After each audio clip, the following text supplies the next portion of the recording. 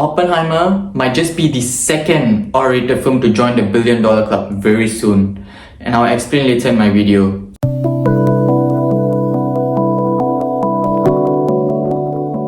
Yo, what's good, you guys? Welcome back to my channel. I'm K.V Productions. I talk about media related stuff, and today I'm going to talk about the recent box office news. This week we got to see the Equalizer Part 3 come out, and it did really well, honestly. It earned the $34 million domestically in the opening weekend, $26 million overseas, and $68 million globally in the opening weekend already, and that's really good for an Equalizer film.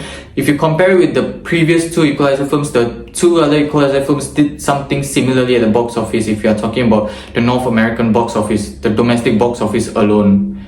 Second place, once again, Barbie. Even Blue Beetle couldn't beat out Barbie. Barbie has been in a craze so far, and what my oh my. It made another $10 million domestically, a 30% drop. Now that's some really good numbers. I've been saying this for a very long time. Barbie has had some really good drops. Oppenheimer too. Both films are really helping one another at this point. Oppenheimer has been such a cultural phenomenon now. So a 30% drop, $609 million domestically overall, and overseas it made another $772 million. Globally it's at $1.38 billion. It's the highest grossing film of 2023. It beat out Super Mario Bros. Movie. So good job. And it's also the highest grossing Warner Brothers film, if I'm not wrong, because it beat out Harry Potter and the Deathly Hallows Part 2. It's still breaking record, guys. Incredible. And Blue Beetle, it made $7.2 million this week, a 40% drop. I would say 40% would be not bad if the opening weekend was a good number, but in the previous weekends it didn't earn much, so so if you want to really save this movie, it needs at least a 30% drop or below that. Once it touches a 40% drop, I don't see any hope for this film anymore. $56 million domestically and $45 million globally, earning $101.8 million overall worldwide. Gran Turismo, by the same director who did Six Underground, if I'm not wrong. Gran Turismo also doing really well at the box office currently. $6.5 million in the latest weekend. A 62% drop. That's a big number, but then again, that's $30 million domestically and $50 million overseas, adding up to about $80 million worldwide. You see, that's a really good number. For the budget of this film, that's a really good number. $80 million is a really good number. It's on the way to break even. It's on its track to break even, and it might even profit if it continues to somehow squeeze out a bit more money. If it can do that, it'll profit for sure. I am very confident this movie will break even. If it wants to profit, it needs to have a bit more luck at the box office. And I have every bit of confidence that it will have that luck. Oppenheimer, the film that I wanted to talk about the most for this video, $5.5 million, 33% drop. Wow. Just like Barbie, the drops are really good for this one as well. $310 million domestically, $542.7 million overseas, $852 million global. Now here's what I want to talk about. This film just got released in China quite recently, and it made $30 million in the opening weekend in China, which is a huge difference compared to how Barbie is doing in China. Barbie is flopping in China, whereas this film is doing excellent in China.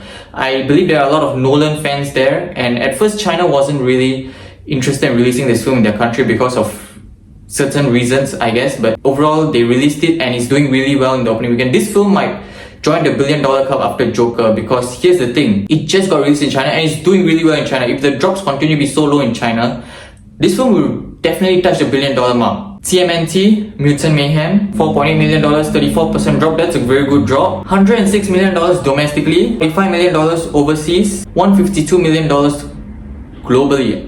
I think it's on its way to break even right now.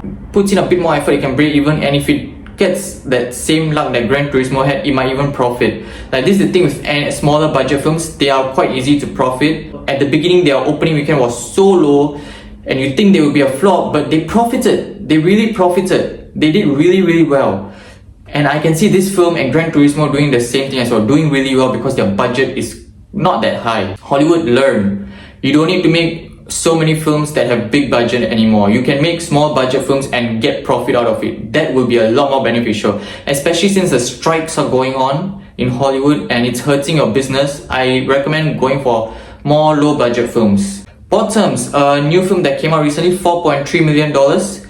It's If I'm not wrong, it's a comedy film. I hear a lot of good reviews out of it, so if you're interested, go give it a try. This is a comedy. I think those who like comedy will definitely like comedy. Meg 2, The Trench, $2.9 million, 39% drop, $78.4 million domestically. But here's the thing. Domestically, it doesn't matter that much anymore because overseas is earning a shit ton of money. Already earned $296 million overseas. Imagine making about 3 times your domestic amount in the overseas amount. Yeah, so the overseas of this film is carrying this film by a lot, especially, and now globally it's at $375 million. It's doing really well. The overseas markets really saved this film. Strays, what do I need to talk about this film? I already shared my sentiments on this film. I think the marketing, the idea for this film was already horrible, which allowed for some horrible marketing for this film. $0.5 million domestically, 49% drop, a horrible amount. $21.4 million domestically, $5.5 million overseas, and a total of $27 million globally. Okay, let me just explain again why I said that the idea for this film was very off. Look, it's a movie about talking dogs, alright? And it's rated R. Let's look at the history of films. Who make up the majority of audiences who watch films about talking dogs? You got it right. Families who bring their children along because children will like these kind of things. And they made it rated R. Who gave the idea for that? I'm curious.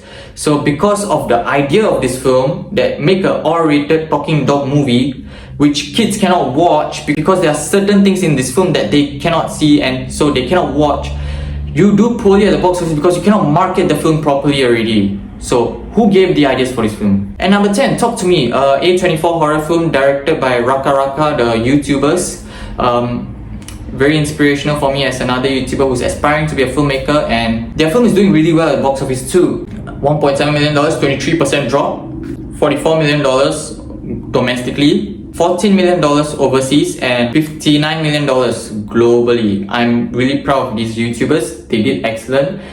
And yeah, this weekend is really great. I'm very curious to see if Oppenheimer really goes into the $1 billion club. And another thing I found really strange was that Oppenheimer has never been #1 in any weekend.